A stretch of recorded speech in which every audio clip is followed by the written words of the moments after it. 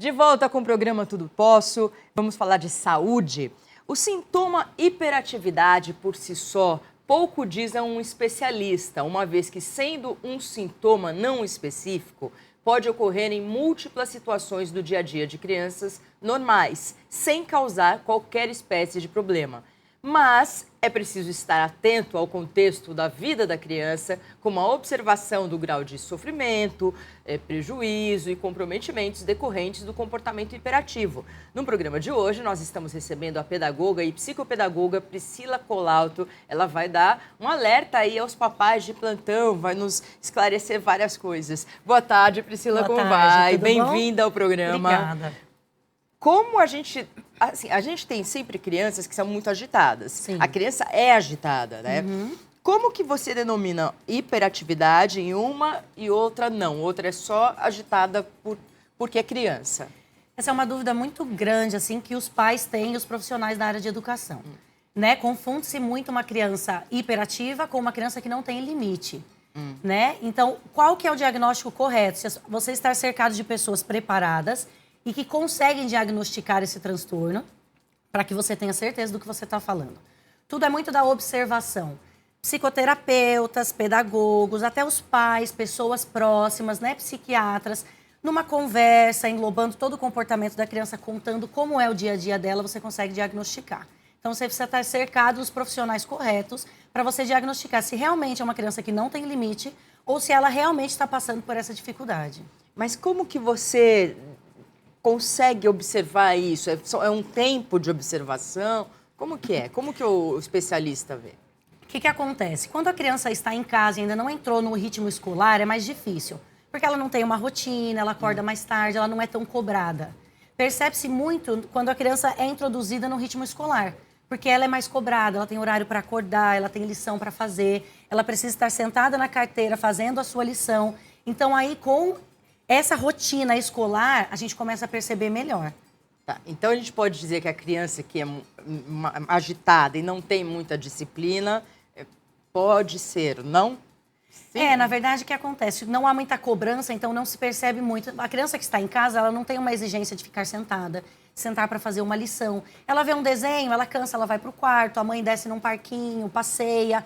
Então, a rotina é mais movimentada. Quando ela entra na fase escolar, há uma exigência maior dela, de postura, de rotina, de regras que ela tem que seguir. Ela tem horário para ir para a escola, ela tem horário para sentar na carteira e fazer a lição. Então, ali você começa a perceber o quê?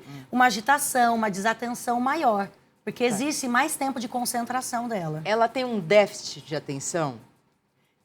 O déficit de atenção e a hiperatividade, que é o TDAH, que é o transtorno de déficit de atenção e hiperatividade. Nem sempre eles andam juntos. Existem crianças que têm o transtorno de déficit de atenção, mas não são agitadas. Elas só se desfocam muito rápido, né? O tempo de concentração delas é curto. Mas a criança que tem a hiperatividade, normalmente ela vem junto com o déficit de atenção.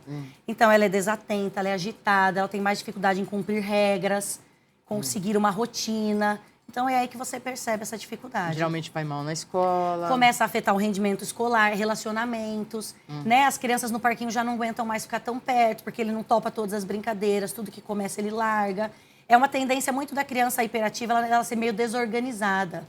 Então, ela acaba se agitando muito e afastando um pouco as outras crianças. Então, geram várias dificuldades, não só na vida escolar, mas na vida social também. A hiperatividade vem da onde? Por que uma tem e outra não tem? Na verdade, a criança já nasce. Não é uma doença que ela Então, contrai. Já nasce. Mas ela nasce por uma questão o quê? Pode ser genética. Isso, pode ser genética ou não. O que acontece? Como é um tema mais atual, muitos pais foram hiperativos na infância e nem sabem. E o filho de repente é. E depois, quando você vai atendendo os pais no consultório, você começa a perceber, nossa, eu também fazia isso. E aí você começa a linkar que o pai também já teve aquela dificuldade, mas quando era criança não se falava, não era um tema comum. Mas provavelmente vem muito mais da genética mesmo. E tem cura? Como não é uma doença, então não tem cura, é um transtorno. O que acontece? A maturidade faz com que os sintomas vão diminuindo. Um bom atendimento na infância, né? Remédios, existem crianças que precisam de medicamento, não conseguem ter uma vida normal. Calmante tem que tomar? Existem vários medicamentos, como se fosse um calmante, ele vai no foco da criança, na concentração mesmo, na parte do cérebro. Né? Existem medicamentos Ritalina, é um que é muito usado, e o médico, só um psiquiatra pode dar a dose correta. para as crianças que utilizam. Tem criança que não consegue sentar e fazer uma prova só medicada. Então, as professoras medicam 20 minutos, meia hora antes, e ele consegue fazer a prova. Nossa, deve ser uma vida difícil essa, né? É muito difícil quando não há uma compreensão dos pais e não tem os profissionais corretos perto. Mas se você tiver ali um suporte, uma compreensão da família, ela pode levar uma vida normal. Pode? Pode levar uma vida tranquilamente. Contanto que ela esteja bem assistida e bem compreendida. O suporte da família é muito importante. E que você tenha certeza do diagnóstico correto, que você não esteja tratando apenas uma falta de limite como uma hiperatividade. Se uma criança é hiperativa, a irmã dela, os irmãos vão ser hiperativos também? Não, pode ser que não. Cada criança herda uma genética diferente. Apesar de ter crescido do mesmo pai e da mesma mãe, as heranças genéticas são diferentes. Né? Então, não é uma regra. Então não precisa ser hiperativo, todos eles. Não necessariamente. Porque coitada da mãe também, já pensou? 5 filhos, os 5 hiperativos. Hiperativo. Desisto da minha vida. Agora tem gente que fala assim, ai, meu filho é hiperativo, e não sei o quê, então ele não para. Mas no fundo não é a disfunção, o transtorno. Não, na verdade é assim, é um excesso. Você percebe nitidamente um aluno que não tem limite e um aluno hiperativo. Você vê que ele sofre com isso. Eu, quando estava na sala de aula, eu tinha alunos que eu via que eles sofriam.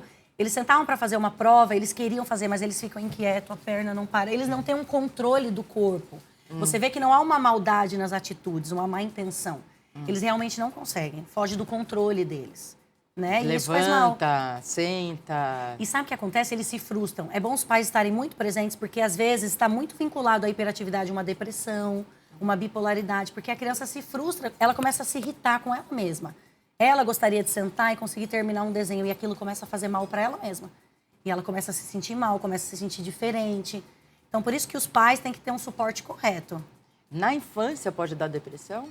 Pode, porque ela começa a se sentir muito diferente das outras crianças, as crianças começam a rejeitá-la. E ela não gostaria de ser tão agitada. A própria começa a dar uma irritabilidade na criança, sabe? Então, por isso que os pais têm que estar sempre muito presentes, acompanhando, dando um suporte. Por exemplo, o que o pai e a mãe podem fazer?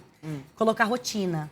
Uma criança que ela é hiperativa, ela precisa de rotina e precisa de regras claras. Ela precisa entender, agora você vai para o seu quarto, você vai pegar o seu roupão, a sua sunga, a sua touca e nós vamos para a natação.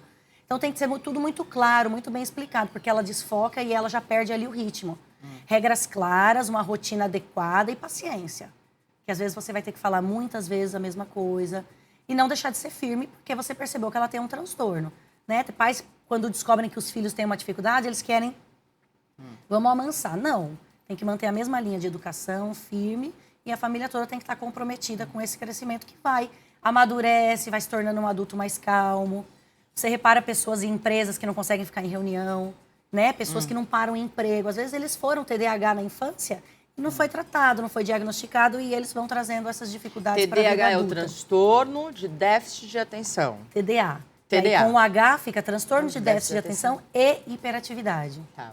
A hiperatividade, a consequência dela é a agitação, né? Agitação, impulsividade. Mas tem outro sintoma, alguma coisa assim? Não, é realmente a agitação e a impulsividade para agir. Quando entra com o TDA, que é o déficit de atenção, ela ainda é desatenta. O que acaba acarretando muito. A criança que é muito agitada, ela não vai conseguir ter um foco, né? Acaba sendo meio automático. A impulsividade, por isso que ela pode ser bipolar. Na verdade, o que acontece? Já são transtornos que vêm caminhando juntos. Entendi. E um bom profissional, ele consegue já diagnosticar e tratar todos ao mesmo tempo. Psicoterapia, medicação. Uma criança hiperativa é muito bom que ela pratique exercício físico. Coloca no judô, na natação, sabe? Essa criança precisa gastar essa energia, ela precisa colocar para fora. Então, qual que é a melhor forma? Uma atividade física. Né?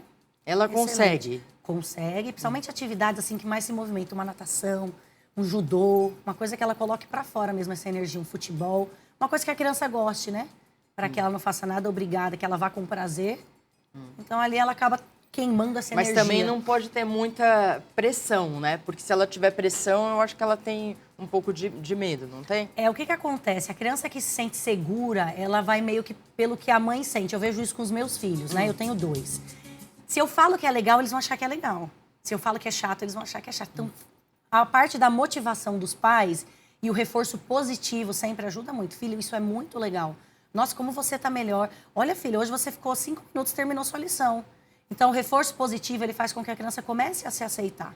Parar de fazer o reforço negativo, você não para quieto. Quantas vezes eu tenho que falar com você? Então, o papel da família ali no amparo, no apoio, no amor mesmo, no incentivo positivo, ajuda muito. Tá, o profissional que a pessoa, a mãe no caso, né, ou o pai tem que procurar é o psiquiatra. Na verdade, é uma ajuda multidisciplinar. Você tem o pedagogo, você tem o psicopedagogo, você tem um psicólogo, você tem um psiquiatra, né? Então, tem toda uma equipe que pode te ajudar. Você passando ele por vários profissionais, você consegue ter um diagnóstico mais conciso. Porque aí o professor vai dizer como que ele é na escola, a mãe vai dizer como ele é em casa, a psicóloga vai dar aquele apoio na psicoterapia e o psiquiatra vai dar mais a parte de medicamento mesmo, se o grau da hiperatividade for muito alto. For muito alto, né? Isso, que a criança não consegue. E esse tipo de medicamento, você falou que não é um calmante, né? É outro tipo. Ele é um tipo Mas que... é a tarja preta, não é? Ele é uma tarja preta, é um remédio controlado e ele ajuda a criança no foco, né? Na concentração. Ele pega mais essa parte e a criança concentrada, ela fica mais calma. É como um calmante mesmo. A criança hiperativa, ela é meio... como que eu diria assim? Cabeça no Aérea. vento? É aérea? É. É. Por isso que há uma certa intolerância, principalmente na escola. A professora tem que repetir muitas vezes. E o professor, ele tem 30 alunos numa sala. Então, ele termina de explicar, professora, eu não entendi. Por quê? Porque ele se distrai com o vento. Se ele tem um lápis e ele está escrevendo, aí a borrachinha, ele pega a borrachinha. Aí ele vê um pozinho, nada. Tudo é Mas motivo ele pra deve ter uma desconcentrar. capacidade... Quando ele se concentra, ele deve ter uma capacidade maior que os outros, não tem? Então, você escuta histórias de estudiosos que dizem que Albert Einstein era TDAH. Hiperativo, é. Existe, sim, estudos que dizem que a capacidade mental deles é maior, mas é tudo muito relativo, é muito individual, né? Pode ter TDAH com superdotado, né? Então, não sei, é muito relativo, é muito casos individuais, mas pode acontecer. Tem algum dado que fala a porcentagem de hiperativas que a gente tem hoje no Brasil, ou no mundo, ou em São Paulo? Não sei, para a gente ter ideia de quantas, mais ou menos, crianças, jovens são assim. Hoje eu acho que eles não têm um dado preciso, porque como a nossa geração é muito agitada, tecnologia, né? Não existem dados precisos, talvez. Sempre existem agências que fazem esse tipo de divulgação e pesquisas. Mas é que hoje a nossa geração é uma geração diferente da que foi antigamente. Então, confunde-se muito a hiperatividade com o jeito, com a falta de limites. Então, existem sim empresas que existem dados, mas não precisos, né? Porque é um perfil, é uma geração diferente mesmo.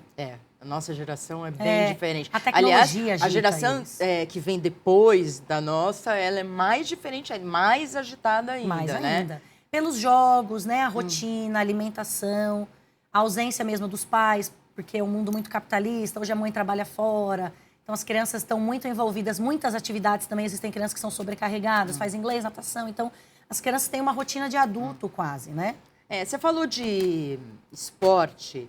A gente poderia considerar que assim, o computador, os jogos, não sei o que, são positivos também ou não? Eles são mais negativos? Na verdade, o que é o seguinte, o mau uso fez eles se tornarem negativos. Então, o foco deles hoje seria uma pesquisa, enriquecer o conhecimento. Mas o que acontece? Ele se tornou uma babá eletrônica, um substituto do pai e da mãe. Então, querendo ou não, isso ajuda, sim, a esse aumento do TDA e do TDAH. Porque os pais, às vezes, não têm consciência da condição do filho e deixam o filho muito tempo na tecnologia. As imagens, o som, essas crianças com fone, tudo isso agita muito eles e mexe, sim, com o cérebro, com a formação, né? Eles não estão antes de dormir também, né? O sono agitado, as crianças já não dormem da mesma maneira, já junta com a obesidade, que não se alimenta. Então, já vem numa série de fatores, assim, que vai se tornando essa geração que a gente tem hoje. É complicado, porque imagina, se você já é assim criança, imagina adulto, né? Porque o adulto tem muito mais problema, não é verdade? É complicado você ser uma criança. E se o pai não toma conta disso, né? Sim. É bem complicado. Tá na mão dos pais mesmo. Tem um fator positivo que a maturidade com o tempo faz com que os sintomas diminuam, sendo tratado ou não.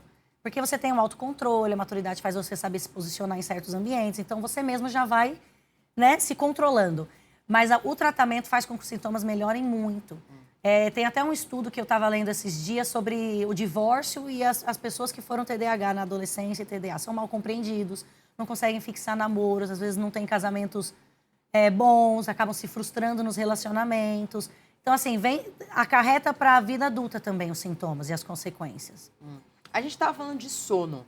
A criança que tem hiperatividade, ela tem um sono muito agitado? Tem. Eu tive alunos que dormiam com medicação. Tinha uma medicação para dormir e depois tinha uma medicação durante o dia para o foco na sala de aula. Tudo isso um psiquiatra vai dizer. A mãe, na verdade, assim, o psiquiatra ouve muito a história. A mãe chega e diz, ó, ele não dorme, ele quer dormir 1h da manhã, 7h da manhã ele tá acordado. Então, tem sim o sono agitado. Por isso que essa parceria médico dorme menos, e a mãe... então. Isso, dorme menos. O sono é muito agitado, né? Quer dormir tarde, porque tá sempre naquela agitação, então... Vamos falar de dormir tarde? Dormir tarde, como que é dormir tarde para criança? Isso é positivo ou negativo? Muito negativo, né? Existem hormônios do crescimento que são produzidos, dizem os médicos, até a meia-noite. Por exemplo, os meus filhos, 8h30, estão na cama. Mas é porque é uma criança que tem rotina, que tem regra. Por isso que eu falo da importância da presença dos pais e colocar os limites. Então, se a criança não está conseguindo dormir, então ela vai precisar, esse no caso, um TDAH, ele vai precisar de uma medicação. Ele está dormindo durante o dia, tudo já vem uma rotina errada. A criança chega, almoça na hora errada, dorme à tarde. Sabe quando já vem de um histórico errado? Uma criança que dorme da 1 às 5, ela não vai dormir 8 horas da noite. Por isso que a criança tem que ter uma rotina. Se ela dorme na hora certa, pratica exercício, se alimenta no horário certo, ela vai ter sono. Ela vai conseguir, né? Sim. São toda a vidinha dela que é Organizada, organizada. no cronograma. Se tá vindo tudo errado, aí não adianta você forçar a criança a dormir. Então você tem que analisar e ver onde você tá errando já na rotina dela, para não cobrar dela uma coisa que ela não vai ter como te oferecer. Como ser pai é difícil, né? A gente não imagina que quando a gente fica grávida assim, vai ter tanta coisa para você pensar. Tanta coisa, porque eu penso o tempo todo, eu tenho uma, você tem dois, né? Tem dois. Eu penso o tempo todo o que tá fazendo, como fazer, como que vai ser melhor. Lição de casa, fazer, exatamente. prova, semana Você tá de vendo prova. o computador, o que tá vendo. Ah, é desgastante. Por isso que tem mulher que fica muito cansada. Muito. E muitas mães delegam. Às vezes eu escuto mães dizerem assim, eu prefiro trabalhar fora. Eu não aguento ficar o dia inteiro, não tenho paciência. Por quê? Porque realmente as crianças estão fora de rotina, fora de regras. É Mas difícil, dá pra colocar. Dá pra colocar. Uma criança bem conduzida, com uma rotina firme, que sente segurança, ela vai ser uma criança feliz. Certo. Né? A gente falou de dormir, eu esqueci de te perguntar sobre dormir demais. Se a gente falou de dormir pouco, né? A hiperatividade. Criança que dorme muito. O adolescente, ele dorme muito, né? Eu dormia muito na adolescência. Já faz parte eu acho que deve ser alguma coisa que ele... Hormonal, fase de crescimento, Mas a criança que dorme demais, por quê?